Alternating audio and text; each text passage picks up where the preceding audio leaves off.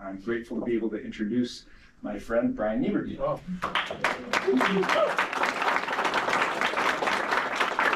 You're very much oversold, I'm afraid. I'm really glad to see this. I'm seeing that upstairs. I thought, boy, I hope they have that behind me. I love this guy.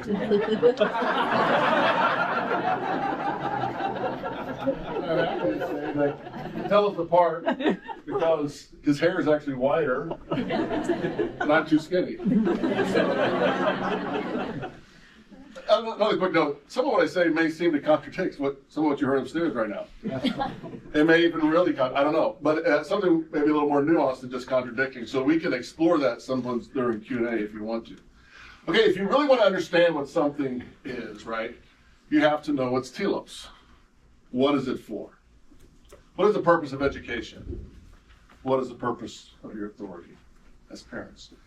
To start, I want to share with an apparently famous quote on raising children by someone named Naomi Aldorch. Now, to be fair and honest, I don't know much about her or what else she says, but evidently in a book, when I was doing some reading about this topic, she says this. She says, children do not need us to shape them. They need us to respond to who they are. That sounded nice, doesn't it? But then I remembered my 6 2-year-olds.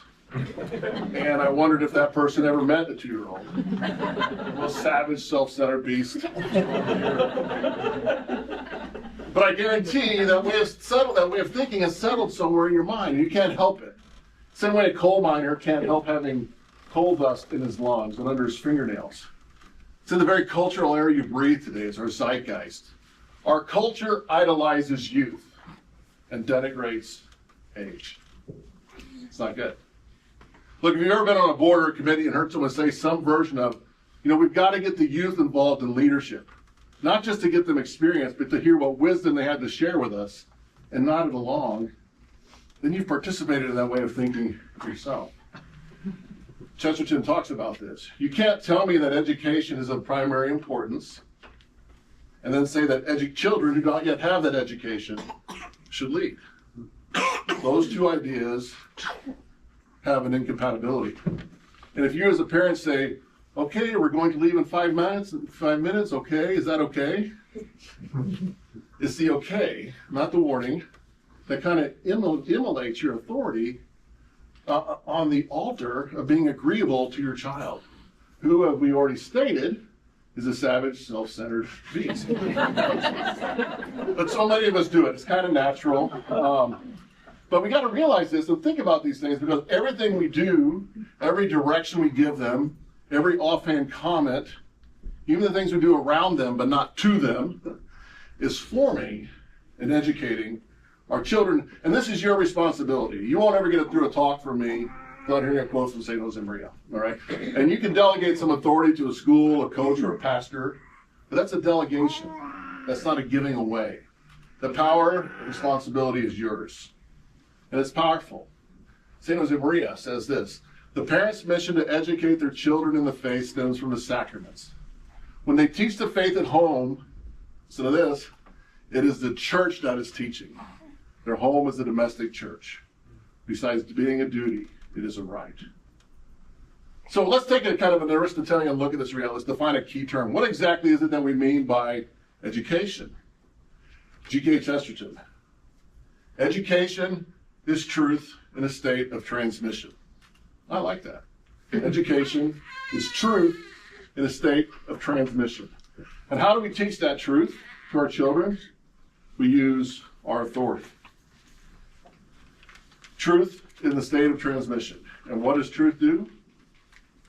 Truth sets you free.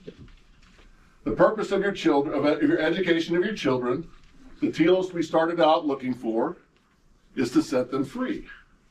All right, so we're trying to set them free, and how do we do that? We use our authority.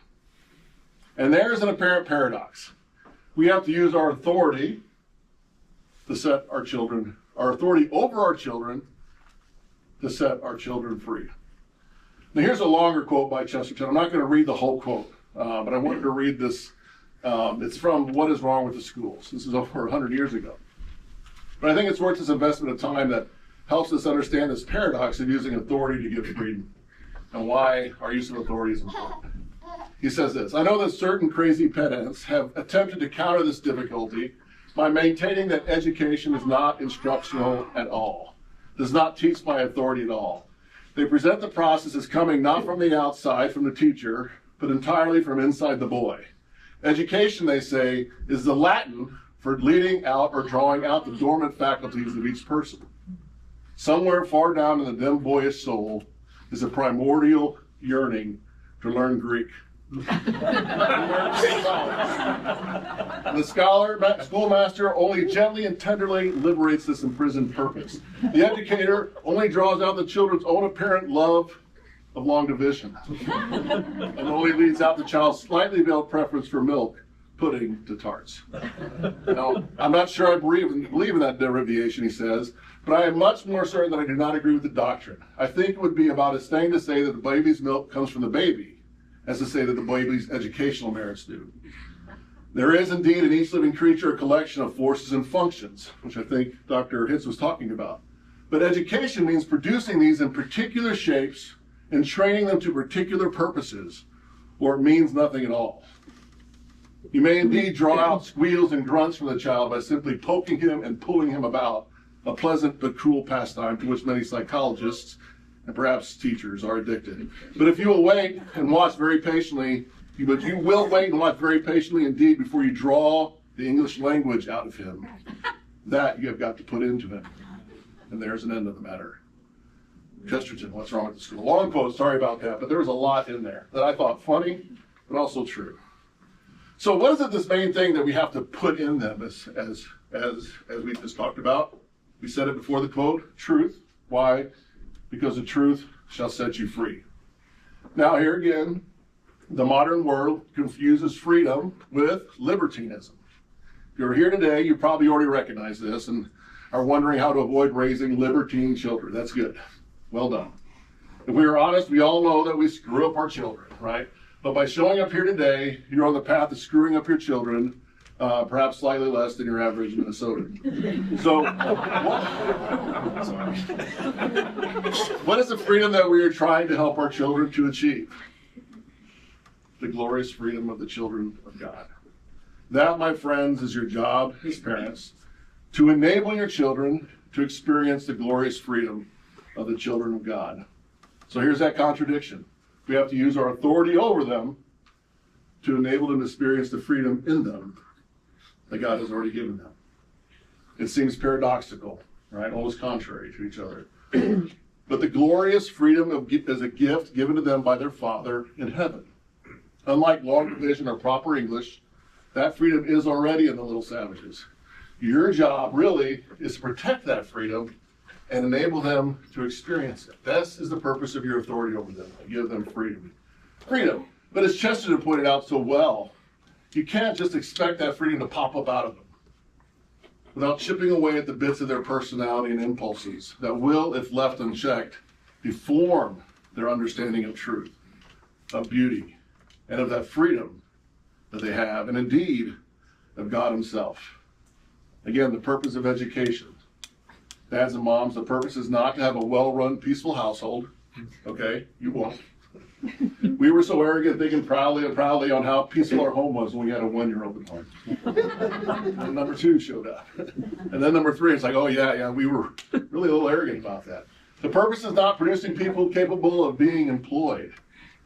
You will, if you teach them virtues. One of the greatest benefits of a classical education.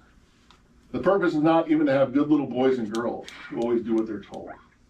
Because you're not raising boys and girls who should always do what they're told. You're raising men and women who have to think about what they're told to do. In fact, the purpose of education is to help them, teach them to think for themselves.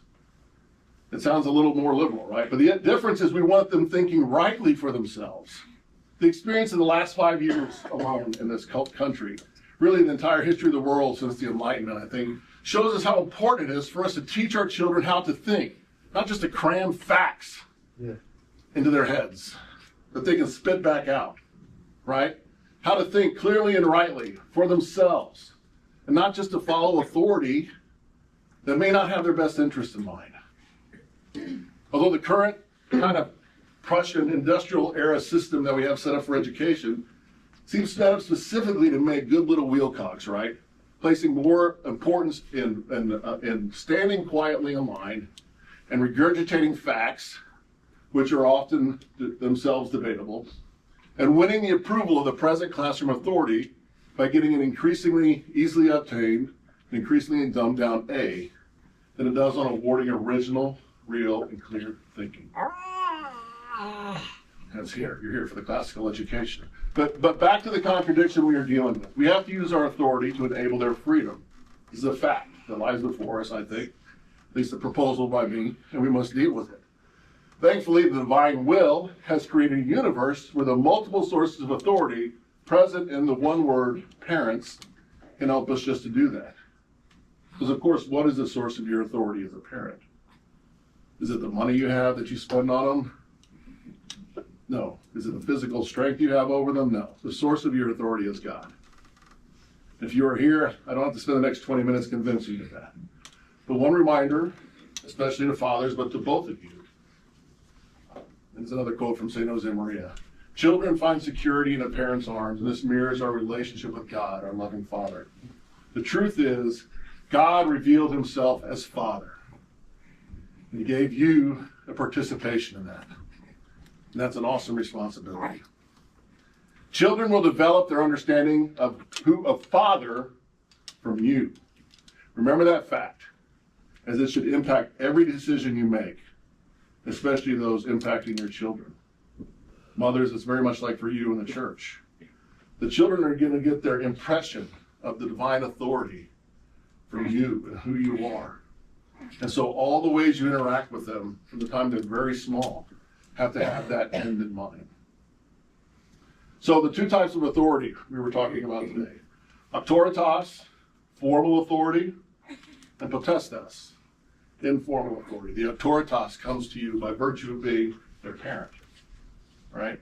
This is a authority that comes with the office of mom and dad.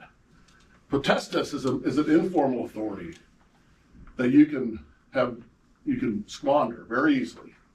You don't necessarily have to have the autoritas, but the potestas comes from the way the kids think about you, the way other people think about you, the way that they respect you, the way that they look and say, that's the person I want to be like. I better listen to him or her. And it seems kind of simple thinking. We think about it, okay, yeah. Autoritas maybe is stronger when they're younger. Potestas is stronger, more important when they're older. There's some truth to that, but it's not that simple, right? Think of the youngest children over here. They don't understand the potential consequences you can provide using your autoritas. But a small child will break down crying at an overly enthusiastic no from mom or dad. Even at that age, you have this potestas, which is more important than your autoritas. And you have to actively work to build both. And we'll try to have some ideas for that. I unfortunately don't have like a clear recipe. You have 3 scoops of this and 2 tablespoons of that, and you're going to get it. But there's some ideas for it. And I want to set aside one thing too. Potestas, which is this informal authority, is not the same thing as peer-to-peer friendship. It still is authority. Authority that has to be built and used carefully, all right, with thoughtfulness. It is different. I think in our mind, maybe this is just me, but in the mind that kind of can conjure up the image of peer-to-peer friendship, and it's not that. It is different than that. How do we build this up? Well, I'm going to use a term for helicopter parenting. I'm over the target, I'm over the target, I'm over the target. You've heard of laissez-faire parenting. Whatever they want to do, just go ahead and break the window, go ahead and play with the knife. That's okay, as long as you don't hurt your brother, But both of these are failures, right? What is virtue often is the mean between 2 equal and opposite errors. So I would propose what I would think of as guardrail parenting. Think of kids playing on an island, small island, maybe it's about this size, maybe a little bigger, surrounded by cliffs. On top of these cliffs, in the midst of the big North Atlantic Ocean. Now, either the kids would be terrified sitting in the middle of the island, or their parents would at least be, as they walked up to the edge and sat with their legs over the cliff, right? It's going to be one of those two things. They're not going to be free to play. They may go too close to the edge. They may hang in the middle. But a good, safe fence around the edges of that island is actually going to give the kids freedom to play, right?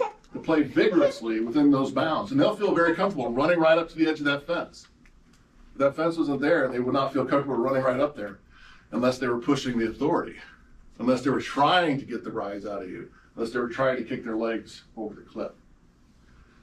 The kids are more free to play. So long as they stay within the bounds of the fence, they're actually more free to play vigorously because the fence is there and is strong. And they're no longer free to fall off the cliff. So that's the image I want to propose to you to think about your parent. Generally, you use the auctoritas to establish the safe barriers, right? That safe fence that they can play safely within and not feel free to fall off the cliff. And there's no simple answer for what is that, all right? That's going to be different for children, age, culture, where they're at. You have to use your judgment and your God-given prudence to think of that. And then once they're inside those barriers, you use your potestas, your informal authority, to guide them within those barriers, right? Does that make sense? Is that one way to think about it? Another way to think about it, use auctoritas to avoid unacceptable risk. Remember, notice I said unacceptable. It's not all risk, unacceptable risk. And great filling. Use potestas to encourage doing the good. All right? Proposing some ideas here for how you might think about your parenting style. Younger kids, with younger kids, you've got to build up and use the auctoritas consistently, or you're going to lose both it and the potestas. Okay? If you're having, I don't want this to sound, every child is different and every parent situation is different. So this is not meant to be a condemnation. If you're having a hard time getting kids to behave, you're normal. If you're having a hard time getting kids to behave, check yourself. Have you consistently provided an appropriate consequence for the behavior you were trying to change? Or is that behavior, that consequence only there when you have the enthusiasm, the energy, the emotional pop? Only when the kid actually manages to push the button. All right, probably the answer is probably going to be no. It's no for most people because it's very hard to do that consistently. But if you think about it, I remember thinking when I was a kid, a college kid learning, and they did a study on rats, right? And a rat could pull a lever and get a corn. And the rat pulled the lever for the corn he needed. Or he could pull it every 2 times and he would get a corn. But then they did it randomly, right? Sometimes it would produce 1 corn, sometimes it would produce 5 corns, sometimes it would produce none, and it was random. And the rat sat there, wah, wah, wah, wah, wah, wah, wah, pulling on that. So no matter, it never knew when the next one was the big one, all right? This uncertainty is a big motivator for your kids.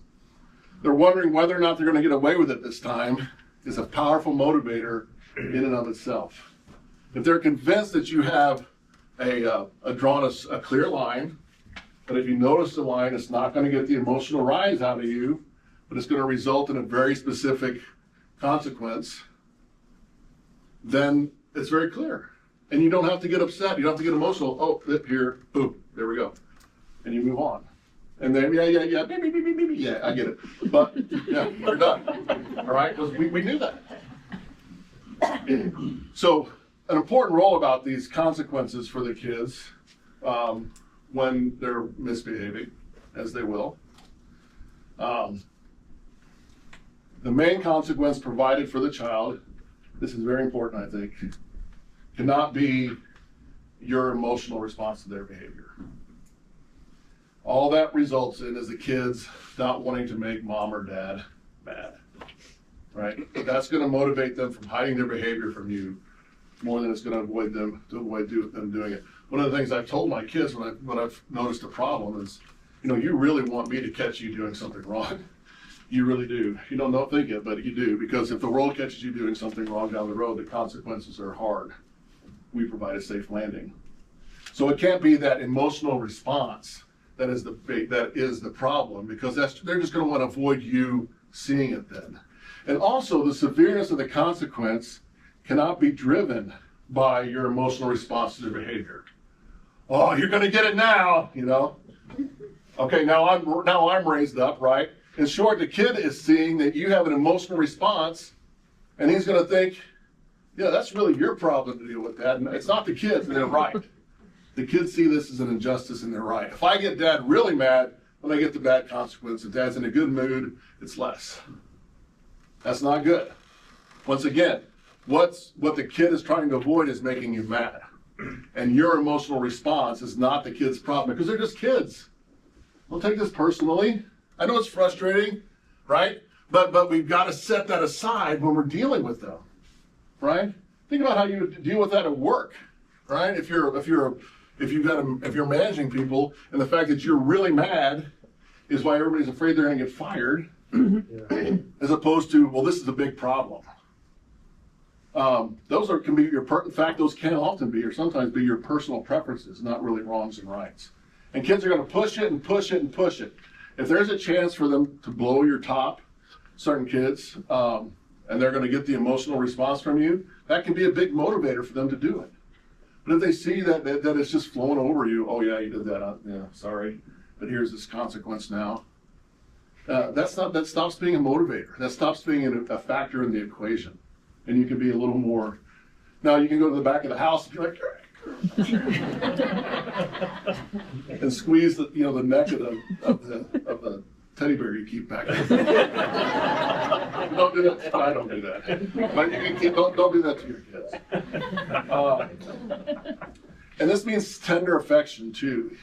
I think one of the powerful things is tender affection, even when you're delivering consequences. That can be hard because you're feeling maybe the emotional response, your anger. Set it aside and be tender with the kid while they're getting the consequence. Set the guardrails where they need to be. Have the ready set of go-to consequences so you don't have to think in the midst of being frustrated. Hard to do. It's best if the consequences can somehow be tied to the offense, so it's a natural consequence, right? If it's something to do with food or with the kitchen or whatever, maybe they're the ones doing the dishes. If it's something to do with the room, it has to do with scrubbing the baseboards. I don't know. I mean, think about what those things can be and evaluate what your natural set of consequences is often. Are they still effective? Are they still applicable to the kids? So that it doesn't just become just a habit. Another thing important is to teach the children that sinful behavior always has a consequence that must be paid. It's not a matter of if they're going to get away with it, right? We have the crucifix, we have the cross, right? We know that our sin has a consequence. We're not getting away with it. Someone's paying the price, all right?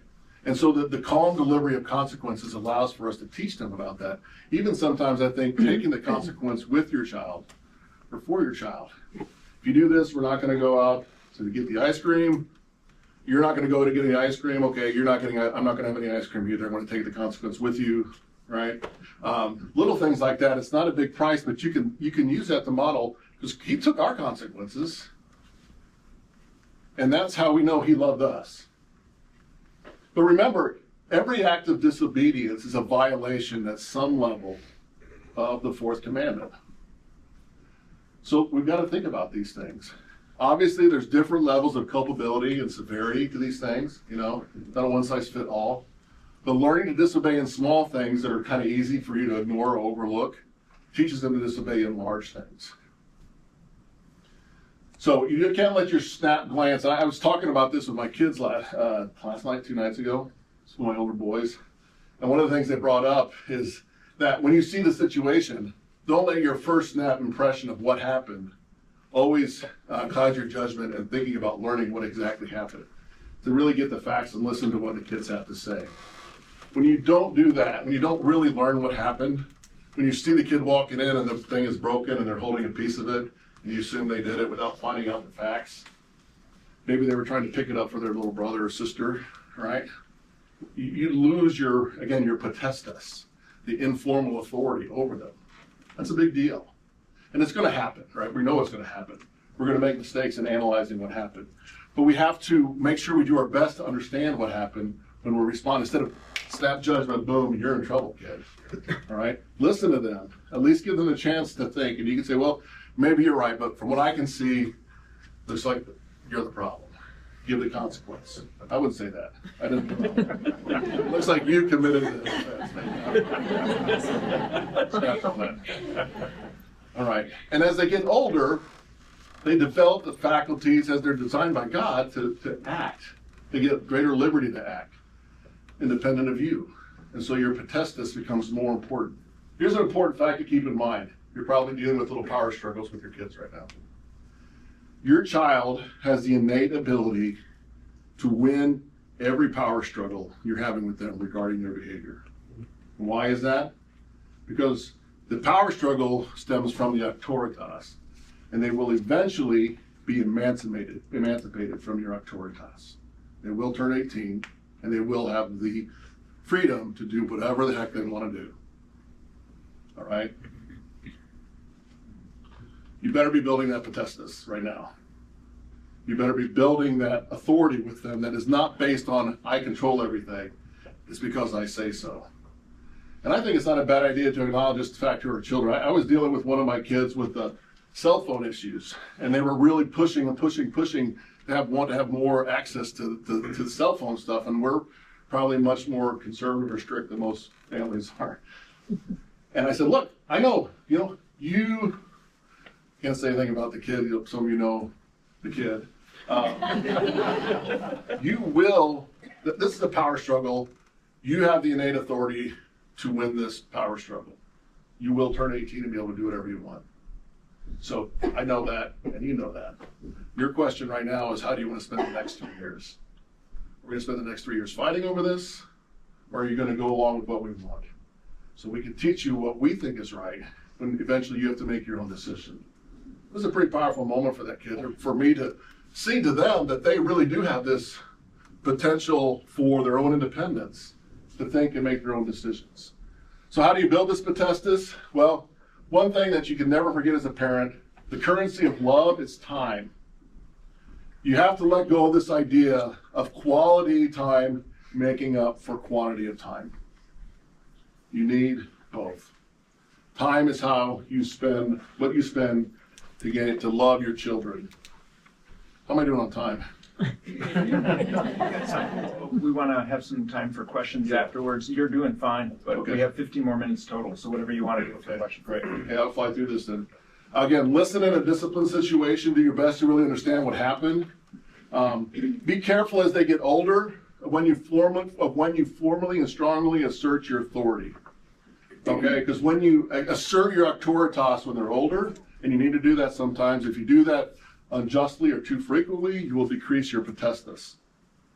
Here's a trick I've used sometimes. It's actually been very effective. It was a little risky. They're asking me something and I don't want them to do it. But it's not clearly an immoral thing, all right? It's not clearly going to disrupt the family. I say, you have the freedom to do this, all right? You do not have my permission or my blessing. I'm not going to give you a consequence. I'm not authorizing this choice, but you have the liberty to make it and put it on them. And you will have to face the consequences of what that is, of what comes from that. You'll miss this stuff at home, you'll do this, whatever. But I just want you to know, I'm not authorizing you to do this. If you're doing this on your own freedom. And you have to be very careful with that, right?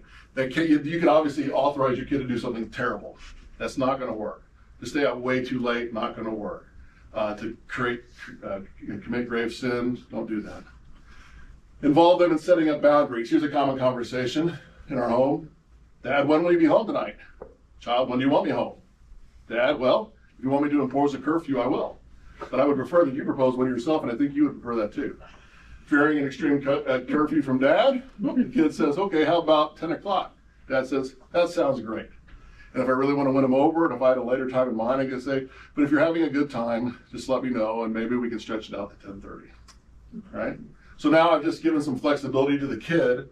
I've set up a habit beginning of communicating with parents. So at 9:45, they're saying, hey, Dad, we're in the middle of this game. Can I stay for an extra 20 minutes? Yeah, go ahead. That's great. I'll be waiting for you. Always I'll be waiting for you. None of this can ever violate the moral law. Modesty, operation of your household, strong and clear boundaries, but really got to make sure that these are important things that you're protecting and not just maybe personal preferences. Have real conversations with them. You know, here's my strategy for that. I have breakfast with Dad. And when I have a freedom on a Saturday morning, I take one of the kids for breakfast. And you got to be prepared to carry the conversation, Dad.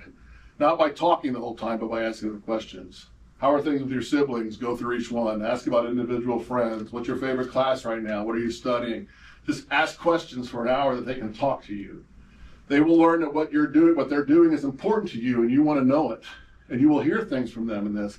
And they will always know that there's a time coming up in the next couple of weeks or months where they're going to get you one-on-one. You might even have some of your own things from your own life to share. Quick note on technology. Auctoritas will not save your children from technology. Neither will Potestas. You have to build virtue using both of these, and you have to engage in this battle. Don't just let the kids run with it. This is one of the biggest threats our kids face today. One of the most frustrating battles you may face. The devices are doing more damage than we probably know. There's going to be somebody coming, Dr. Johan D'Souza, who came last year, but he's coming in February. He's going to be giving a series of talks across the diocese. It's a tremendous presentation. I can't recommend it enough. And it really opened my eyes about the damage that social media and these phones are doing to our kids, and how we as parents have to be involved. We can talk more about that in the Q&A if there's time. Again, not using Auctoritas when your kids are younger diminishes your Potestas. And if you overuse your Auctoritas with your kids, you can't, when they're older, you can diminish your Potestas. Let's see here. I wanted to share one of my secret weapons for Potestas as my kids get older. I graduated from college and I got it here somewhere. Here's a good secret weapon. Moms, close your eyes. I should have said that first. Kids graduate from college, boys graduate from college, go out on the back patio, have a glass of whiskey and a cigar with Dad, and an hour-long conversation ensues. This one's even called a Macalata. So, a holy cigar. What did I just do? I gave the kid a taste of adulthood, right? I invited him into something manly to do, and I sat down and I had a manly conversation with him, like I do with my friends, all right? So find those things like that. It doesn't have to be a cigar. It's a good one. So there. Of course, the most important tip we haven't mentioned yet is prayer. Pray for wisdom and prudence. Only God can see the complicated ways your Auctoritas and Potestas are going to build on each other and interact with each of your kids. So you've got to pray every day. You know, a great idea for this: daily mass, grace of meals, examination of conscience, night prayers, the Holy Rosary. The Holy Rosary. Praying your rosary with your family is worth it. As I think as Chesterton said this again, the thing is worth doing badly, all right? Don't make it this time where you're strictly pushing all the kids down so they stay seated, all right? Pray the rosary with them. I know I was at our family started this years ago. One of my friends, their daughter died. We went to the visitation just prior to the Mass. And he stood up and said, my family had a habit of praying the rosary every day for years. And my daughter carried that on as she left our house. Now I want to invite you to pray this last family rosary with us before we bury her. Boom. Every day since that moment, we've had a family rosary. You can do it too, I can guarantee it. So pray for your children and your family, pray for your spouse. And I'm just going to wrap up with that since we have time for Q&A.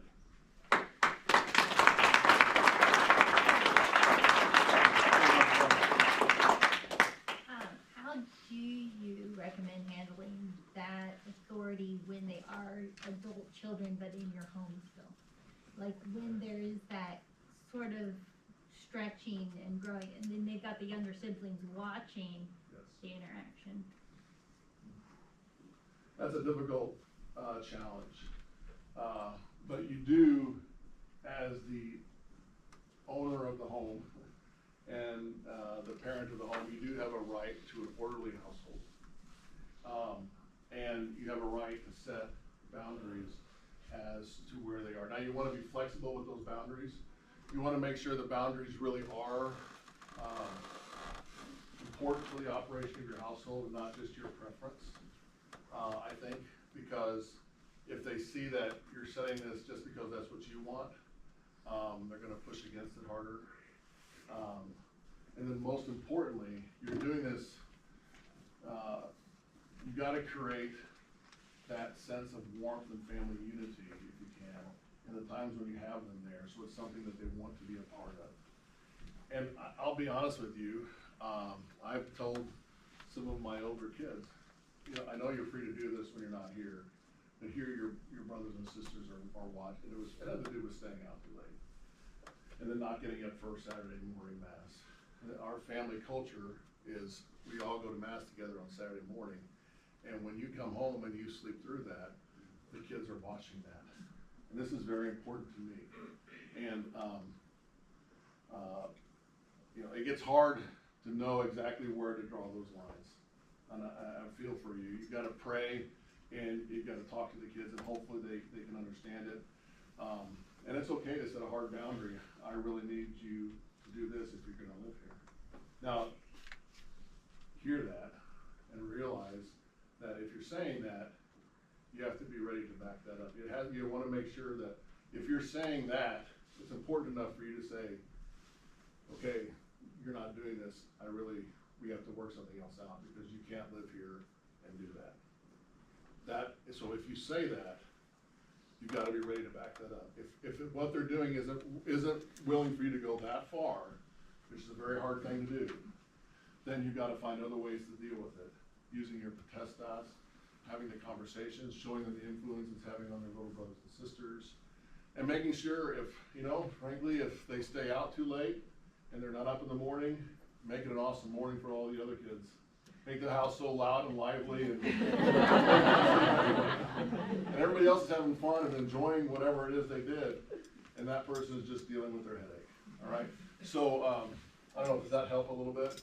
I would be careful about drawing that hard line about saying you can't live here, about making it that statement, you have to do this unless you're willing to go all the way to the mat and say you can't live here if you do that. Does that make sense? The choice of consequences. Well, yeah, it gets harder and harder to provide the consequences as they get older. And it really comes down to, what are you gonna give them, sometimes too, reality therapy is best. And sometimes the kids have to face, this is Archbishop Carlson called it reality therapy. Yeah, sometimes the kid has to face reality therapy, to understand what an issue is. But I would be very careful about drawing a hard line and saying you have to do this. Otherwise, once you draw that and they cross it and you don't act on it, you've just lost a lot of credibility. On the topic of misbehavior needing consequences with younger children, we have a bunch of kids worked over 20 years, and the older ones will complain that we were much more strict with them. The young ones are all spoiled. In a sense, it's true. I get that. We were much more strict with the first few kids. I think overly strict, just like I'm quite lax with the younger ones. Do you have any guidance on where the happy medium is, with practical punishments and consequences? Yeah, one idea on that, because they were talking about how my youngest one was staying up so much later, we had all 8 of us together for about a month. That's about the end. My oldest is heading off to Huntsville, Alabama to work for NASA in less than a week now. I said, when you and your brother were this age, you didn't have older brothers and sisters staying up. And you went to bed and mom and dad had time to spend some time together and do things, and then we were up early with you in the morning. I want my youngest, Mark, to see you guys and spend time with you. And so they do stay up a little bit later because this is when you're thriving and you're up later too. So I do offer some reasons as to why that is. So first of all, there's that. Consequences for kids. The older kids were joking recently that we used to have a consequence apocalypse. And apparently, as they remember, they were sitting in their room for hours getting bread and water. They're like, that's serious. I have no recollection.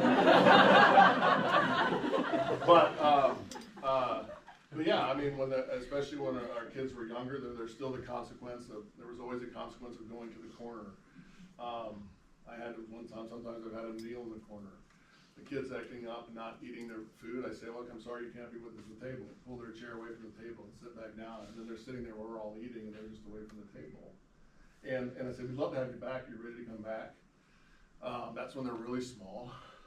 As they get older, it seems to me like the best consequences, some of them are academic. I've had them write papers about things before. Study this, I want to read this paper. That can be I think the best consequences though are chores that also help the family. You know, I need you to go do this, this, this, and this. I need you to go pull weeds. I need you to fill this bucket up with weeds.